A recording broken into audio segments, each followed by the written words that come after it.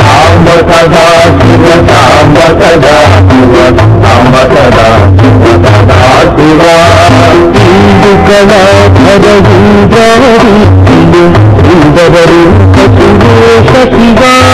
సాంబ సదా శివ సాంబ సదా శివ సాంబ సదా శివ సదా శివ మహేష జనప్రియ కేశవ శివ సాంబ సదా శివ సాంబ సదా శివ సాంబ సదా శివ సదా శివ పురగాడి భూషణు శంకర నరక వినాశన కేశ శివ సాంబ సదా శివ సాంబ సదా శివ సాంబ సదా శివ సదా శివ మూర్తిక దానవనాశతర అర్జిత పాప వినాశ శివ సాంబ సదా శివ సాంబ సదా శివ సాంబ సదా శివ సదా శివ సాంబ సదా శివ సాంబ సదా సాంబ సదా శివ సదా శివ సాంబ సదా శివ సాంబ సదా శివ సాంబ సదా శివ సదా శివ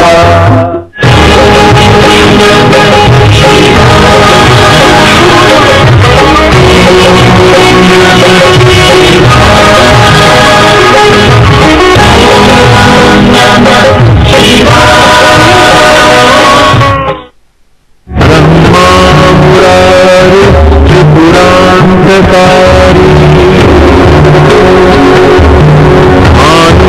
శశి భూమి సుతో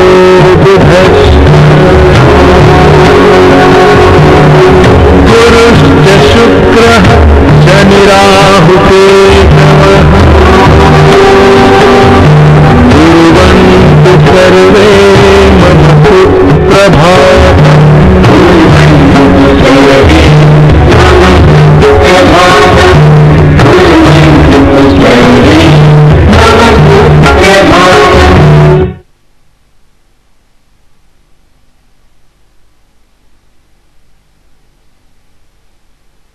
పవిత్రమైన కాశీ క్షేత్రంలో ప్రవహించే గంగను చూడడం, ఆ గంగానదిలో మునకలెడడం అనేది ప్రతి ఒక్కరికి ఒక దివ్యానుభూతిని కలిగిస్తుంది. అయితే గంగ చెంతనే ఉండి గంగ వైశిష్ట్యాన్ని తెలుసుకోవడం కూడా ఒక మధురానుభూతే కదా.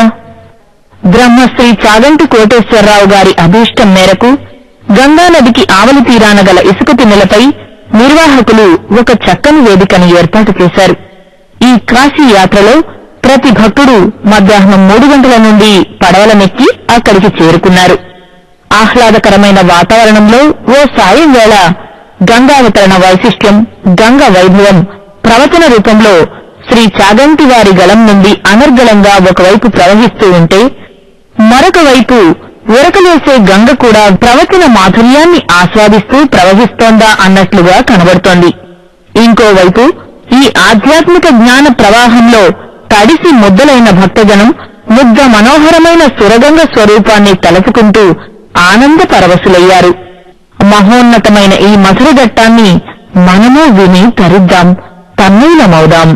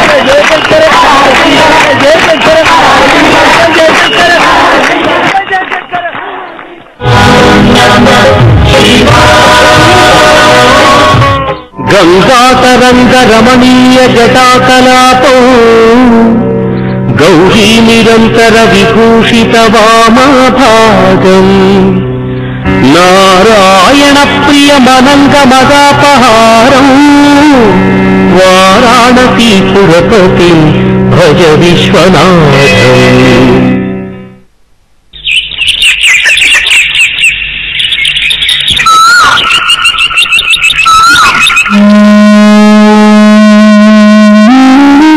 ఒక విలక్షణమైన సభ, పరమ పవిత్రమైనటువంటి సభ.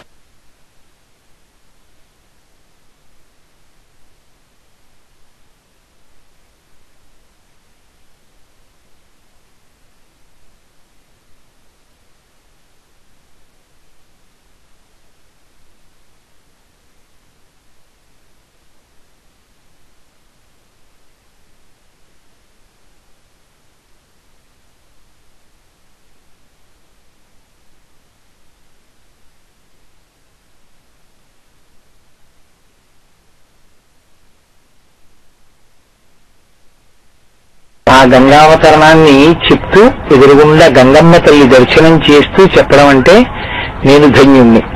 ఆ గంగ ఒడ్డున కూర్చుని గంగావతరణం ధన్యులు. అందున కాశీకాపట్టణంలో ఇంకింతకన్నా మనకి విశ్వనాథుడు ఏం అనుగ్రహించాలి? ఇంత గొప్ప సౌభాగ్యాన్ని మనకు పరమేశ్వరుడు. ఆయనకి ఫలశ్రుతి చెప్పడం అనేటటువంటి అలవాటు అంటే ఫలశ్రుతి చెప్పినటువంటి ఘట్టములు చాలా తక్కువ. మహర్షి ఎక్కువ చోట్ల ఫలశ్రుతి చెప్పలేదు. అటువంటి మహర్షి బాలకాండలో గంగావతరణం, షణ్ముఖోత్పత్తి ఈ రెండింటినీ చాలా గొప్పగా ప్రస్తావించారు. వాటికి చాలా విశేషమైనటువంటి ఫలమున్నది అని ఆయన ఆవిష్కరించారు. అంత గొప్ప ఆఖ్యానము గంగావతరణము. ఇక్ష్వాకు వంశంలో ఒకానొక చక్రవర్తి, సగర చక్రవర్తి. ఆయన పుట్టుకయే విషంతో కలిసి పుట్టాడు. అందుకని ఆయనకి సగరుడు అని పేరు. అటువంటి సగర చక్రవర్తికి ఇద్దరు భార్యలు, కేశిని, సుమతి. ఇక్ష్వాకు వంశ చరిత్రని మీరు శ్రీరామాయణంలో పరిశీలించినప్పుడు మీకు ఒక విషయం అవగతమవుతుంది. ఎప్పటికప్పుడు సంతానం కోసం చాలా క్లేశపడ్డం కనపడుతూ ఉంటుంది ఇక్ష్వాకు వంశంలో. అదేవిధంగా సగర చక్రవర్తికి కూడా సంతానం లేరు.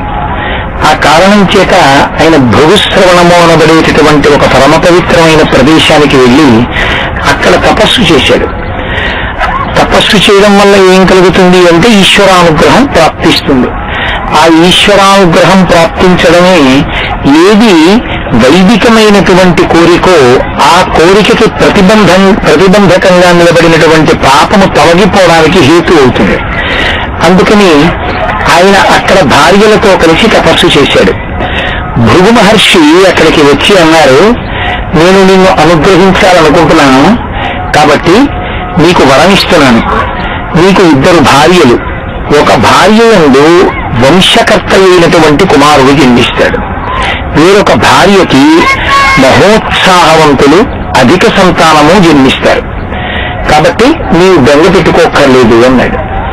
సగర చక్రవర్తి వరకు ఆయన సంతోషించాడు. మంచిదే, ఒక భార్య యందు చాలా అధిక సంతానము మహోత్సాహవంతులు జన్మిస్తారు. వేరొక భార్య యందు వంశకరుడైన కుమారుడు జన్మిస్తాడు. ఎవరో ఒక భార్యకే సంతానం లభిస్తుంది అంటే మళ్ళీ అది భర్తకి సమస్య కదా. అలా కాకుండా ఇద్దరు భార్యలకి సంతానం కలుగుతారు అని సంతోషించాడు.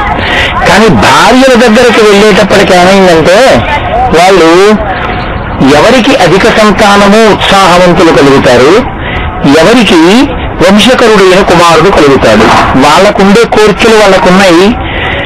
అప్పుడు మళ్లీ భృగు మహర్షిని ఆశ్రయించారు. ఆయన అన్నాడు, నేను మీకు ఇలా కలగాలని అనడందుకు, మీకు ఎలా సంతానం కావాలనుకుంటున్నారో నాకు చెప్పండి అన్నాడు. షష్ఠి పుత్ర సహస్రాణి సుపర్ణ భగినీ తథా మహోత్సాహం కీర్తిమతో జగ్రాహ సుమతి సుతాన్. ఇద్దరు భార్యలలో ఒకటైనటువంటి సుమతి రెండవ భార్య. ఆమె బహు అందగత్తే. ఆమె గరుత్మంతునికి సోదరి పరసతి. ఆమె భృగు మహర్షిని వరవడిగింది, నాకు అధిక సంతానం కావాలి, అధిక సంతానంతో పాటుగా వాళ్ళు మహోత్సాహవంతులైనటువంటి వారు కావాలి. ఈ మహోత్సాహం అన్న మాటే కొంప ముంచేసింది. మహోత్సాహము అంటే ఒక కార్యాన్ని చేసేటప్పుడు సావధానంగా ఆలోచించి చేయడం వేరు, ఆలోచించకుండా తొందరగా ఒంట్లో శక్తి ఉంది కదా అని చాలా హడావిడిగా కార్యాన్ని చేయడం వేరు. అటువంటి మహోత్సాహవంతులైనటువంటి అధిక సంతానము నాకు కావాలి.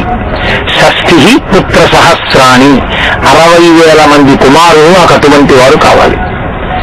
మహర్షి తథాస్తు అలాగే జన్మిస్తారన్నారు.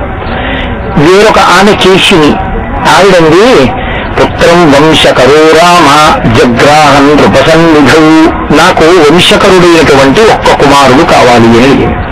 తథాస్తు మీకు అలాగే జన్మిస్తాడు. సగర చక్రవర్తి సంతోషంగా ఇద్దరు భార్యల్ని తీసుకుని అంతఃపురానికి వెళ్లిపోయాడు. తదనంతర కాలమునందు వాళ్ళిద్దరూ గర్భమును ధరించారు.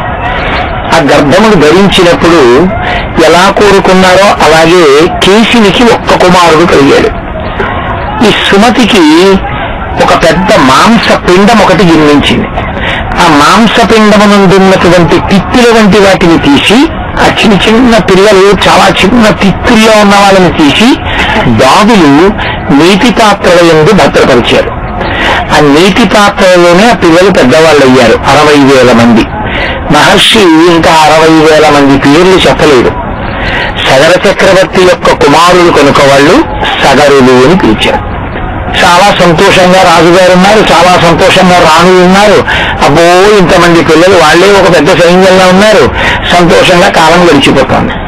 కానీ ఇందులో పెద్దవాడైనటువంటి అసమంజసుడు చిన్నతనం నుంచి అతనికి ఒక అలవాటు ఏర్పడింది. నదీ తీరానికి తీసుకెళ్లేవాడు అందరినీ, ఆడుకుందాం రమ్మని పిల్లల్ని తీసుకెళ్లి తనతో వచ్చినటువంటి పిల్లలందరినీ కూడా మెడ పట్టుకుని ఆ నది నీటిలో ముంచేసేవాడు. కొంతమంది చనిపోయేవారు, కొంతమంది ఊపిరాడక గిలగిలగిలగిల కొట్టుకుంటుంటే వాళ్ళ ఆఖరి శ్వాస ఆగిపోతుందన్నప్పుడు విడిచిపెట్టి పైశాచికమైన ఆనందాన్ని అనుభవించేవాడు. ఇది రాజ్యంలో ఉన్నటువంటి పెద్దలైన పౌరులు వెళ్లి మహారాజుకి చెప్పారు. ఏవం పాప సమాచార సజ్జల ప్రతిపాదక పౌరాణామహితో యుక్తి పుత్రో నిర్వాసిత పురాత్. అటువంటి ధర్మాత్ములైన వంశం ఇక్ష్వాకు వంశం. తన కడుపున పుట్టిన కొడుకైనా ఇతరుల పిల్లల్ని తీసుకెళ్లి నదిలో, సరయూ నదిలో ముంచి బాధ పెడుతుంటే, ఆ పిల్లల్ని చంపేస్తుంటే మహాపాపకార్యం చేసినటువంటి కొడుకు తన కొడుకు అని ఉపేక్ష వహించకుండా రాజ్య బహిష్కారం విధించాడు. నేను ఆ రాజ్యం నుంచి వెళ్ళిపోమన్నాడు. ఆ కారణం చేత అసమంజసుడు రాజ్యం విడిచిపెట్టి వెళ్ళిపోయాడు. అసమంజసుని యొక్క కుమారుడు అంశుమంతుడు. అంశుమంతుడు తాతగారి దగ్గర తిరుగుతూ వచ్చాడు. ఈయనకి పినతండ్రులు 60,000 మంది సగరులు, 60,000 మంది కొడుకులున్నారు. మంచి పరాక్రమవంతుడైనటువంటి మనవడు అంశుమంతుడున్నాడు. ఇంతమంది కలిసి యజ్ఞాశ్వాన్ని రక్షించలేరా? ఏమి తప్పకుండా రక్షించగలరని యజ్ఞ దీక్షితుడయ్యాడు సగర చక్రవర్తి. యజ్ఞం చేసేటప్పుడు ఈ దీక్ష అన్న పదం అన్వయం అవుతుంటుంది. యజ్ఞం ఎప్పుడు చేసినా అది దీక్షా స్వీకారముతో కూడుకుని ఉంటుంది. దీక్షా స్వీకారం చేసినప్పుడు అనేకమైనటువంటి నియమములను పాటించవలసి ఉంటుంది. అలా నియమములను పాటించలేకపోతే అసలు దీక్ష అన్న మాటకు అర్థమే లేదు. ప్రత్యేకించి యజ్ఞం చేసేటప్పుడు దీక్షా స్వీకారం చేస్తే ఆ ఊరు విడిచిపెట్టి, కానీ యజ్ఞవాటమును ఎక్కడ యజ్ఞం చేస్తున్నారో ఆ యజ్ఞవాటాన్ని విడిచిపెట్టి వెళ్ళిపోకూడదు, అక్కడే ఉండాలి. అది ఒక యజ్ఞమునకు మాత్రమే అన్వయం అవుతుంది. అసలు దీక్ష అన్నమాట వేదాన్ని పరిశీలిస్తే అన్వయమయ్యేది దేనికి అంటే యజ్ఞమునకు అన్వయం అవుతుంది. కాబట్టి సగర చక్రవర్తి దీక్షితుడయ్యాడు. ఆయన మహాపరాక్రమవంతుడు. ఆయన పీటల మీద కూర్చుని యజ్ఞం చేస్తున్నాడు. ఈ యజ్ఞము, యాగము, హోమము, ఈ మాటలున్నాయే, ఇవి కేవలము సనాతన ధర్మమునకు మాత్రమే చెందినవి. ఏ ఇతర విశ్వాసమునందు కూడా మీకు యజ్ఞ, యాగం, హోమములనేటటువంటి ప్రక్రియ లేనే లేదు. ఒక్క సనాతన ధర్మమునంది. అందుకే యజ్ఞము అంటే, యాగము అంటే శాల ఉంటుంది, ప్రత్యేకమైనటువంటి శాలా నిర్మాణం చేస్తారు. హోమము అన్న మాటకు అర్థం ఏమిటంటే యజ్ఞమునందు అంతర్భాగమై హవిస్సు చేత్తో పట్టుకుని స్వాహ అంటూ సమిధ, నెయ్యి, ఆవు నెయ్యి, ఈ చెరువు అంటే పాయసం వండుతారు, పాయసం, ఈ మూడు కలిపి ఏకకాలంలో దేవతని పిలిచి స్వాహాకారంతో ఇస్తారు. ఈ స్వాహ అగ్నిహోత్రుని యొక్క భార్య. ఈమె దేవతలకి తీసుకెళ్లినప్పుడు అగ్నిహోత్రుడు స్వాహా శబ్దంతో ఆమె సహకారంతో తీసుకెళ్తాడు. స్వధ పితృదేవతలకు ఇచ్చినప్పుడు స్వధ అనేటటువంటి భార్య యొక్క సహకారంతో పితృదేవతలకు అందిస్తాడు. అందుకే స్వాహ స్వధ ఈ రెండిటితో కూడినటువంటి అగ్నిహోత్రుడు మనుష్య కోటిని తరింపచేస్తుంటాడు. మనం హోమం చేశామనుకోండి, హోమం అంటే యజ్ఞంలో అంతర్భాగం. హోమమునకు యజ్ఞమునకు తేడా ఎక్కడొస్తుందంటే, హోమం జరగనప్పుడు కూడా అది యజ్ఞమే, యజ్ఞశాలే. హోమం జరుగుతోంది అంటే అగ్నిహోత్రంలో వేస్తూ ఉంటారు, అది జరుగుతున్నంతసేపు హోమం అంటారు. ఆ యజ్ఞశాల ప్రాంగణం ఉంటుంది, ఆ యజ్ఞశాల ప్రాంగణాన్ని విడిచిపెట్టి దీక్షితుడు వెళ్ళిపోడు. ఆ శాల ఎందే ఉంటారు, ఆ శాల ఎందే పడుకుంటారు. మహోత్కృష్టమైనటువంటి ప్రదేశములు కొన్ని ఉంటాయి, వాటిలో నిద్ర చేసినంత మాత్రం చేత అపురూపమైనటువంటి శక్తి కలుగుతుంది. గోశాలలో పడుకుని నిద్రపోవడం సర్వోత్కృష్టమైనటువంటి కార్యములలో ఒకటి. అందుకే కంచికామకోటి పీఠాధిపత్యం వహించినటువంటి పరమాచార్య స్వామి గారు ఎప్పుడైనా ఈ దేశాంతరం వెళుతున్నప్పుడు, దేశాంతరం అంటే నా ఉద్దేశం పాదచారి ఆయన పర్యటనకి వెళ్ళినప్పుడు గోశాల ఉంటే గోశాలలో పడుకునేవారు. నేను శ్రీశైలంలో వారు ఉన్నటువంటి ఆశ్రమానికి వెళ్ళాను.